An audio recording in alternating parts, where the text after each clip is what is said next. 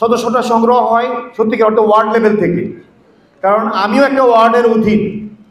ওই word BNP বা union BNP কাজটা করবে অথবা পৌরসভা ওয়ার্ডের সভাপতি সেক্রেটারি কাজটা করবে।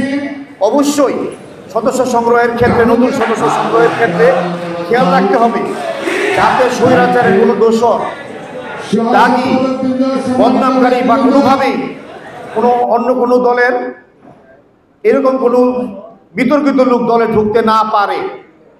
যদি কোনো স্বৈরাচারের দোষর বা অন্য কোনো বিতর্কিত বা পতিত সেই দলের কোনো লোক এই নতুন সদস্য সংগ্রহে তাদেরকে নেওয়া হয় এবং তার বিরুদ্ধে কোনো অভিযোগ আছে, সেই অভিযোগ যদি প্রমাণিত হয় তদন্ত সাপেক্ষে যে দায়িত্বশীল ইউনিট তার শাস্তি ভোগ করতে হবে, তার বিরুদ্ধে সাংগঠনিক ব্যবস্থা নেওয়া হবে।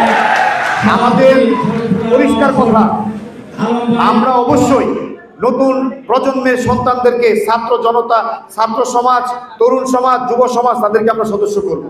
অবশ্যই বিভিন্ন রাজনৈতিক দল থেকে যদি পদত্যাগ করে আমাদের দলে আসতে চায় আমরা নিব, কিন্তু একটি দলের ব্যাপারে বা সে পতিত স্বৈরাচারের দূষণদের ব্যাপারে আমাদের সজাগ দৃষ্টি রাখতে হবে। আর পেশাজীবী, সুশীল সমাজ, শিক্ষক, ডাক্তার, ইঞ্জিনিয়ার, মুক্তিযোদ্ধা, সকল প্রকারের মানুষের জন্য এই দ্বার উন্মুক্ত। সমাজের বিতর্কিত কোনো দাগী, কোনো সন্ত্রাসী, কোনো ব্যক্তিবর্গ আমাদের দলে স্থান নাই, এটা খেয়াল রাখতে হবে।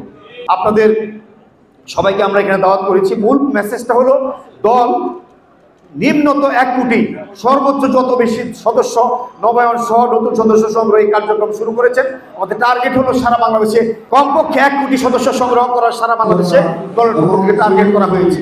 এবং প্রত্যেকটা মেম্বারশিপের যেটা ধার্য করা হয়েছিল সম্মানী, সেটা ছিল 10 টাকা। এটা গত কিছুদিন আগে যে নতুন করে সিদ্ধান্ত হয়েছে, এখন 20 টাকা করে প্রতি সদস্য। যারা আমরা নবায়ন হব প্রত্যেকে 20 টাকা করে আমরা দিয়ে সদস্য নবায়ন হব।